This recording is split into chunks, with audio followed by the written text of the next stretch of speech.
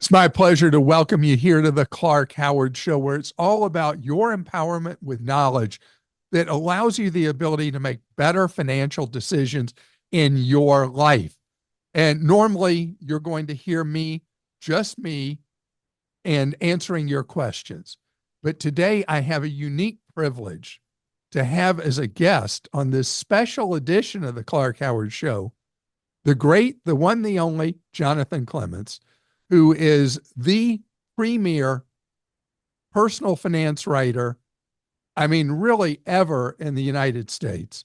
And Jonathan has had this special gift where he's been able to teach his fellow Americans about everyday money and complicated investment decisions in plain, simple English, the complete opposite of how the financial sector works.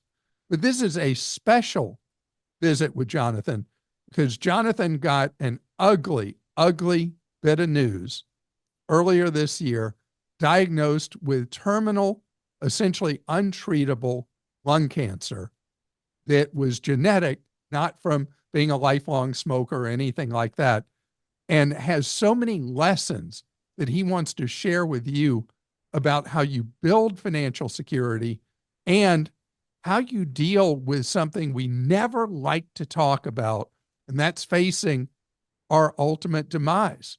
But we all are going to someday, unfortunately, pass away. And are we leaving a mess behind for the people we love, or are we leaving things clean? So with that preamble, it's so wonderful now to be joined by Jonathan Clements. And as a fellow American, you should explain first why you have this pseudo-English accent. So, Clark, I was born in London, but my parents moved here when I was relatively young. But then I was dispatched back to boarding school in England where they beat the American accent out of me. That's what 9 years at a British boarding school will do to you. I've been back in the United States since 1986, and slowly but surely the American accent has crept back in, such that when I do go to the UK these days, they actually think I'm American, and I'm more than happy to be thought of as Americans, seen as there's something about the Brits that, yeah, I'm not that crazy about at this point in my life. In terms of my career and my diagnosis, 30 years ago in 1994, I became the Wall Street Journal's personal finance columnist, and I became famous or infamous or renowned for relentlessly advocating for indexing. I was known as the guy at the Wall Street Journal who just couldn't stop pounding the table for index funds. Here I am 3 decades later, and suddenly at the end of my career, I've become renowned for dying. It's a very strange twist, but that is where I am. I was diagnosed with stage 4 lung cancer back at the end of May. And I've been writing about my diagnosis and some of the implications, financial and otherwise, ever since. And to my surprise, this has really caught people's attention. I've had a surprising amount of media attention. The New York Times wrote me up, the Washington Post asked me to write an article for them, and so on. And it really sort of makes me scratch my head like, you know, everybody dies. And yet somehow being open about the fact that you are facing your own mortality seems to caught people's attention and created a lot of interest and a lot of curiosity. I mean, extreme because you talk about it like, yeah, I'm going to the market and I'm going to pick up some milk and some eggs. I mean, you talk about it with such a matter of fact nature where most humans just can't really, even if they know somebody's dying or they themselves are dying, they just can't utter the words. They'll say things like, if something happens to you, or if something happens to me, I don't know what happens to me or happens to you means. It's just something that is, it's so difficult for us as people to discuss. And you talk about it like, yeah, so I'm dying. So this is what's happening. And I think that is what has created so much interest because you face so openly what so many of us dread discussing and fear happening And you're like, yeah, so I got unlucky. I got this bad set of genes and I'm not going to be with you anymore. So let me ask you a question, Clark, before I pick up on what you're saying, which is why is it you think that people don't talk about it? Why is it that they would rather talk about something else? Is it denial about of death? Is it shame? What do you think it is? Fear, There? complete and total fear. I think that it is normal. I have always, I identify so much with what you're doing because I've always been pretty matter of fact about this. And it freaks my wife and my family out. And my wife says, "Oh, there you go again, talking about when you're dead." And so I have always just looked at it as something, I prepare for it. My wife is 15 years younger than I am. And in her family, women in particular live to 100 years older. And I know she's going to have a long time without me. So I've always thought about making financial decisions based on making sure she's okay when I'm not, when I'm gone. And so uh, when I first heard from a mutual friend of ours about your cancer diagnosis, and he was falling apart, to tell you the truth. He was just so upset. And I said, this is going to happen to all of us. And he didn't appreciate that I was talking about that way. But I think it's really important because you are laying out in simple terms, I should have done this, I should have done that, I did this well, all that, and just laying it out for other people and having them look at something they don't look at. That's what I think it is that has struck such a chord. Particularly, you talked about, the Post and the Times, Times doing a profile on you, the Post one you write, because to people who work in your space, writing about personal finance, they're like, gosh, this is the best communication I've ever seen about taking care of yourself, your family, and their financial needs. So you ask me why? I think that's why. So coming to the what you're saying about your wife, I've had the same issue with my wife Elaine, which is she doesn't like talking about all of this. And as I've come to appreciate, if you're the one that's dying, in some sense, you have the better half of the bargain because Right. you're not going to be the one who is left behind. And, for my kids and for Elaine, the notion that there is going to be a life beyond me and they are going to be alone and they're going to have to grapple with the world on their own is indeed scary. Whereas, I only get one half of that bargain. I get the part up until I die. So, as I say, in some sense, it is the better part of the bargain. Added to that is, I don't want to spend whatever remaining months I have in despair. I don't want to spend it being angry at my diagnosis.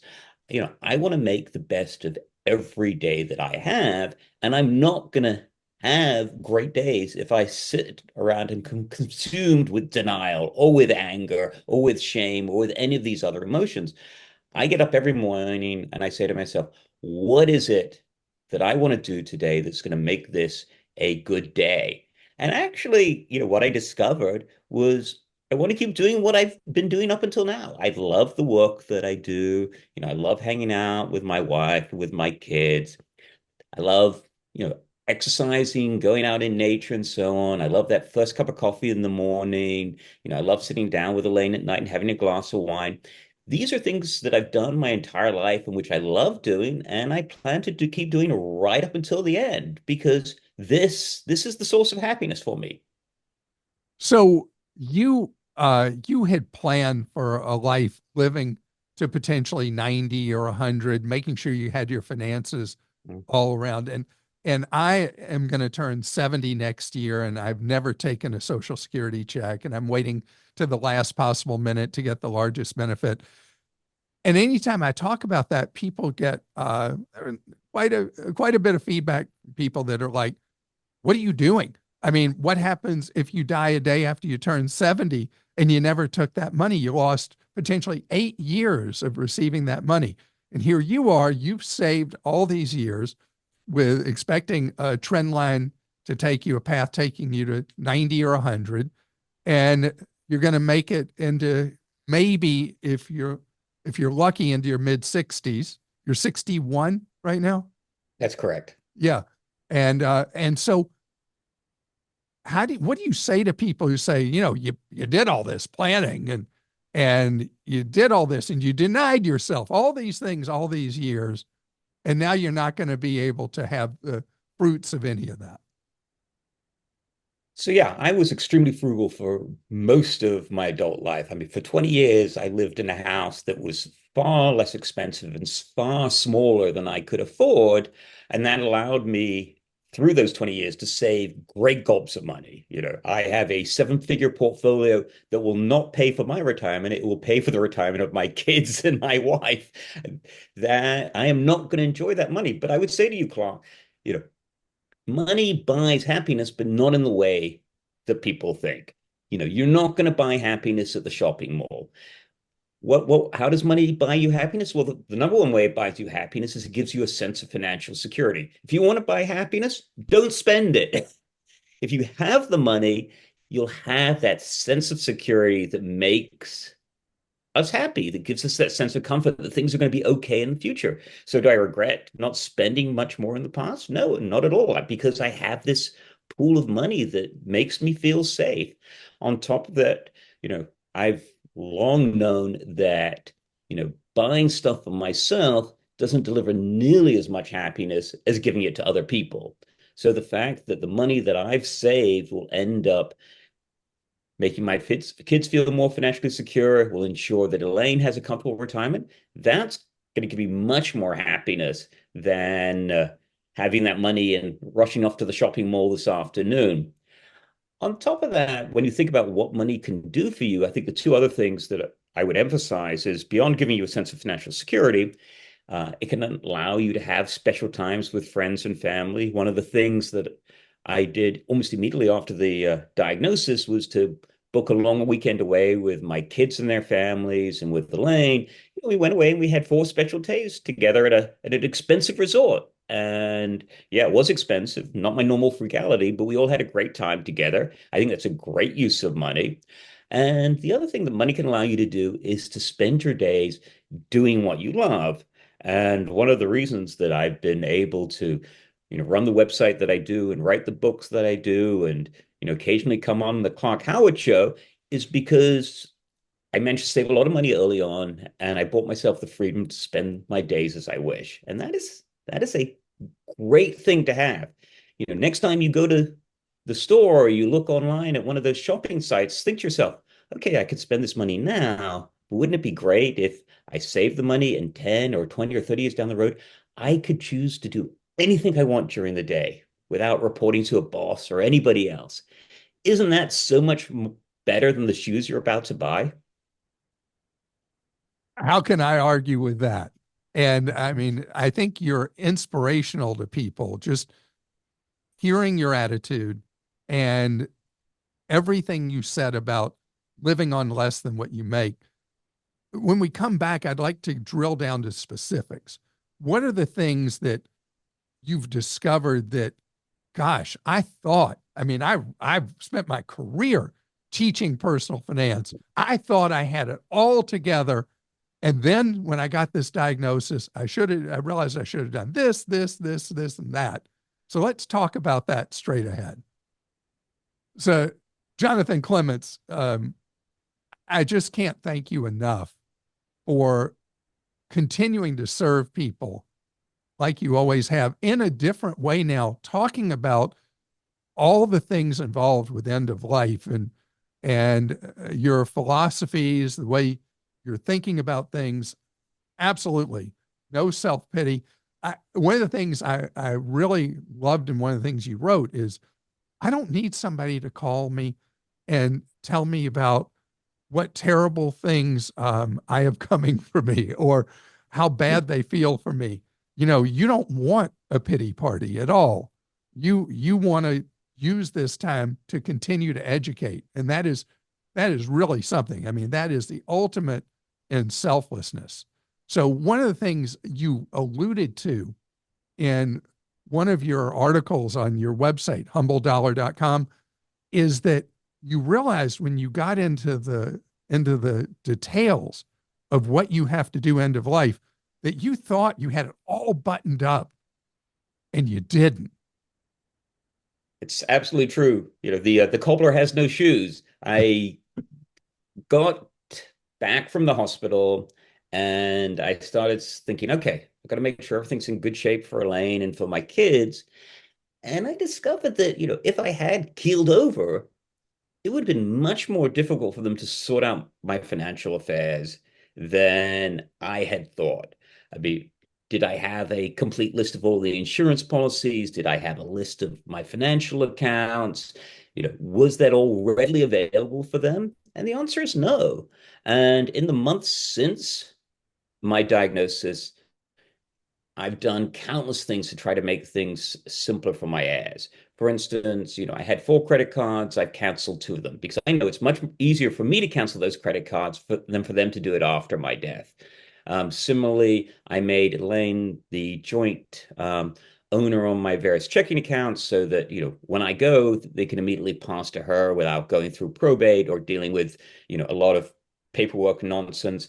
I had a solo Roth 401k, which I'd been funding for a number of years. I was like, I'm not going to fund this anymore. I'm not I'm not saving for the future anymore.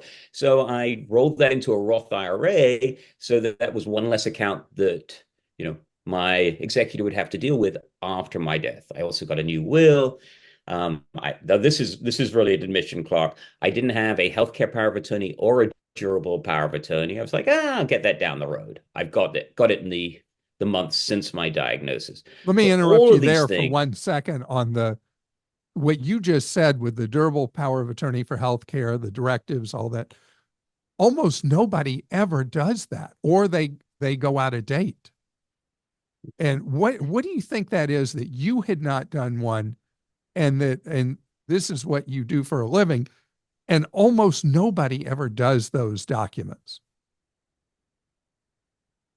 maybe it's denial, maybe it's what you were talking about, fear of death. But I always thought, well, there's still time to do that. I'm only 61.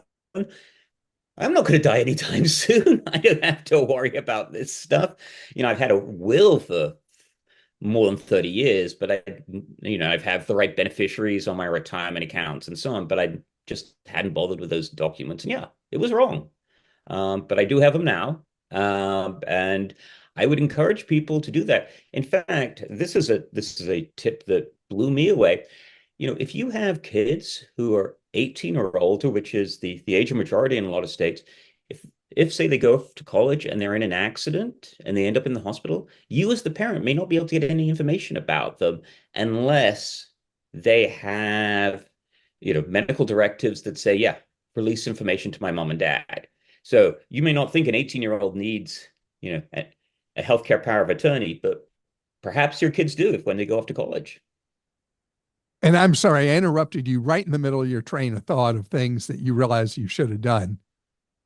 So one of the things I did 2 days after I got my diagnosis and I got home from the hospital, I sat down with my 2 kids and with Elaine, and I told them about what they could expect. I drew up a little one pager listing, how much money each of them would get, what form it was in, and so on. And I imagined, because I'm a financial nerd, that this would be a very straightforward conversation. But if you're a financial nerd, you probably do not realize what other people don't understand. They don't understand what does it mean to go through probate or not go through probate. What's the difference between a traditional and Roth IRA?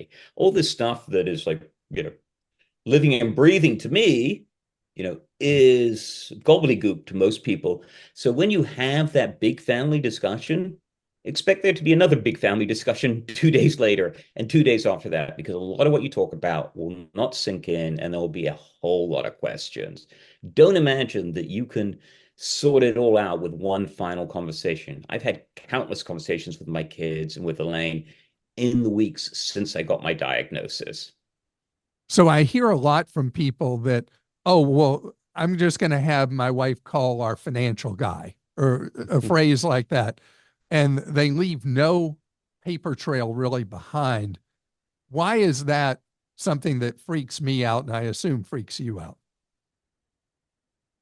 So one of the problems with that approach, which may have been more effective 20 years ago, it doesn't work today because there is no paper trail. It used to be that after somebody died, they'd just watch the mail for a couple of months and they'd figure out what the person had. Now nothing arrives in the mail. It's all arriving in your email inbox. You may know what you have, but it won't be easy for your heirs to track down precisely what you own. So yeah, all those utilities, all those financial accounts, all those credit cards, all those bank accounts, you need a list so that they know what there is, because otherwise stuff is going to fall by the wayside. And next thing you know, you'll be scanning some list of lost property, 3 decades from now and discover that that's where grandpa's, $1 million Vanguard IRA is.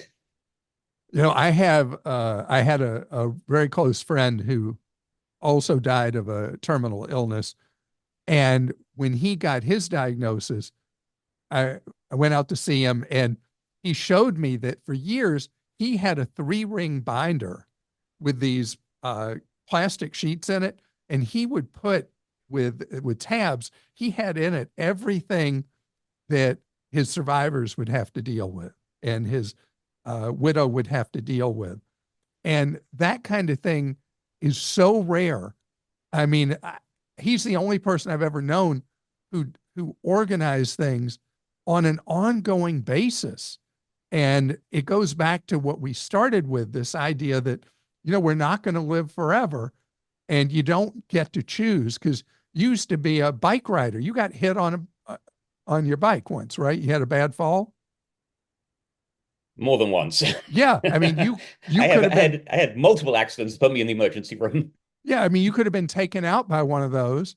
And what would have happened then? Mhm. And so um I've had this thing for a long time that people don't want to hear from me, which is have some kind of method and that your loved ones know about where you keep records going forward.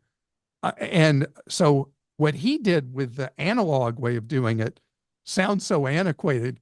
How would you guide people to make sure that your survivors had that information if like they were out on a bike or jogging or something and they just instantly died however?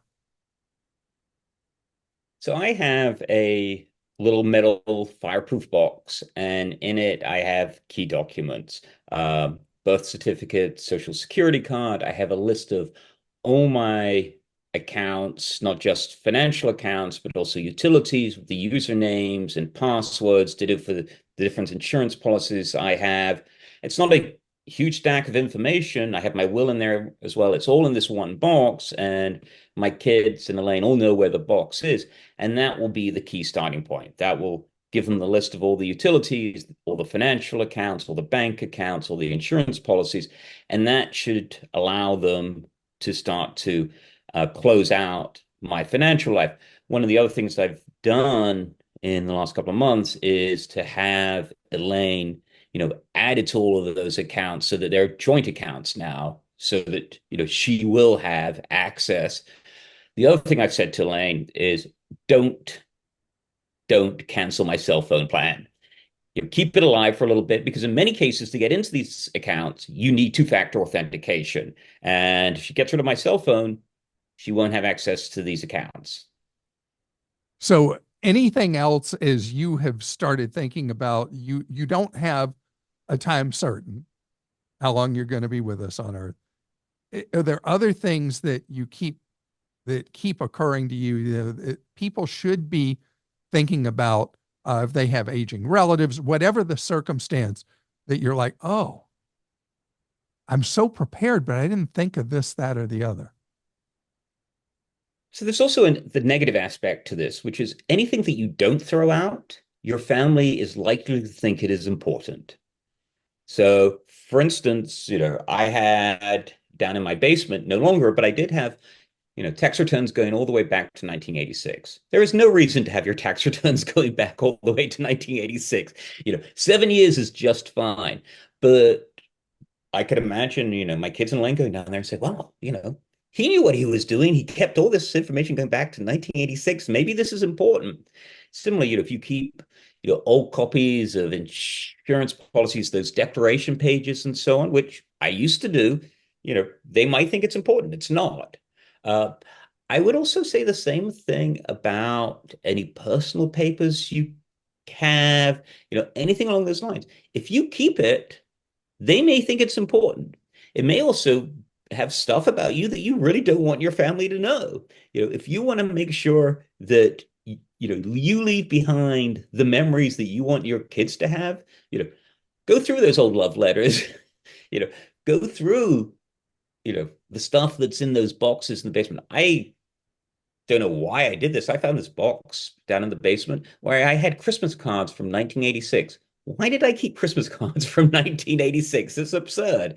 So I've, thrown out all of that. There's a lot of stuff like that you know, even though I've moved 4 times in the last 12 years and I thought that I had shed tons of stuff over the past dozen years, I still found stuff that's like, huh, why did I keep that? Why is that there? Why didn't I throw that out years ago? And trust me, if you think it's a struggle to go back through those old letters and read what, your grandfather wrote you in 1987, or your mother wrote to you while you were at college, if you find it a struggle to take the time to read those, your kids aren't going to want to look at that. So just get rid of it. Uh, I've through those 4 moves have thrown out, a ton of stuff. And I will say this to listeners, there is nothing that I have thrown away over the past dozen years that I have any regrets about. I don't sit here today and say, oh, I wish I didn't throw out that knickknack I bought in Paris in 1996. Nothing like that. Everything I've thrown away, I've been happy it's gone and I have not wished it back. So I got a really tough thing I want to ask you, and that is, have you made your plans or decided what you want to have happen at the time of your death? Yeah, I've Burial, cremation? Have yeah. you, how are you handling that? I told Elaine that and my kids that I want to be cremated. And I know you're not a huge fan of Philadelphia, Clark, but I've told them that they can take my ashes and they can dump them in the Schuylkill River. Um, and the only thing that I've asked is outside our little row home, there's a tree with a place where I typically plant, daffodils in the fall, and then I plant impatiens in the summer. And there's a bench that's opposite the tree. And I've said, if you want to get a stone and put my name on my dates on it, and you can just put it in the middle of that little tree plot. And if you or the kids want to sit on the bench and talk to me after I'm gone, that'll be the place to do it. I am just in awe of you and how you're handling all this. This is really so important for people to hear. And I appreciate it so much. And you write continually about your journey through this phase of your life. And at the same time, you keep writing about important things with personal finance. Will you explain your nonprofit, HumbleDollar, and what's available to people there? So HumbleDollar is this website that I launched at year end 2016. It's been going for, coming up on 8 years. And it's essentially a blogging website. I also have a forum where, readers can post comments. What we're really trying to do is have a sort of a discussion about personal finance that is holistic. It's not just about which stocks are going up or down, which of course nobody knows anyway. It's about people's broader financial life. And one of the things that I really emphasize is, I'm not looking to have people scream and yell at each other, on the site. I don't looking for people to express their political views. In fact, I ban people from the site if they start going off about, everybody on the right is a Looney Tune or everybody on the left is a Looney Tune. Really trying to have a intelligent, thoughtful, human discussion about money. Come on, can I just bounce back to what you were saying about how I'm approaching this period of my life? So, I hang on, the next blood test, the next abdomen scan, the next brain MRI. And so far, the news has been good. The indication is that I'm going to get more than the year I've been promised. And because I've been given more than I seem to be getting more than the year I was promised, we make travel plans. So, we just went to Ireland. We're going to go to Paris. We're going to go to London. We're going to take a cruise early next year. We're planning to go back to Ireland. And with every trip, of course, I get excited about the future, right? So I'm torn between acceptance of what's happening to me and the excitement that these trips and the future promise. And one undermines the other. And I'm really battling with that. I don't want to get too excited about the future because there isn't going to be much of one. I want to be in this position of acceptance. And I do think that there will be this day when I go and my blood work doesn't look quite right, or I go and I get a brain MRI and the lesions have started to spread on my brain again. And I can't tell you how I will cope with that. I have some equanimity right now, but that equanimity could get blown apart when I know that the end is going to be near. I've been trying to think through it, and I'm just not sure how I'm going to handle it. Well, Jonathan, I hope that you way outkick the coverage, that you make it year after year after year.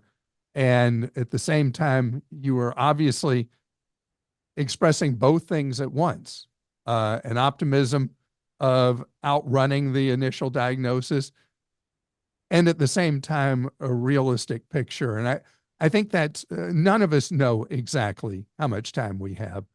And I love the humanity that you just expressed. And I want to thank you because, as I said at the very beginning, when you and I started talking on this podcast, you've spent your career empowering people, which is so important to me. Teaching, instead of saying, oh, this is way too complicated. You'd never be able to figure this out. So you need me. No, instead you've said, no, here are the tools. You're fine. You can go do this for yourself. And that now in this phase, with a whole new perspective on life, you continue to educate. And I appreciate you so much. And I appreciate what you're offering people so much. And I want to mention again, HumbleDollar.com is your website. It is a wonderful website, a wonderful read for people who are starting to learn about finance or are deep into it. You serve both, and I appreciate it very much. And it's great to see you again. And I hope you enjoy every one of those trips you're on. The most important thing, I hope you got a deal on them. Well, Clark, I really appreciate the kind words. They do indeed mean a lot, especially coming from you. So thanks for having me on your show. It's always fun to talk to you. Absolutely. You have a great day. You too. And I hope you enjoyed this special edition of the Clark Howard Show, continuing our path to you learning ways to save more, spend less, and avoid getting ripped off.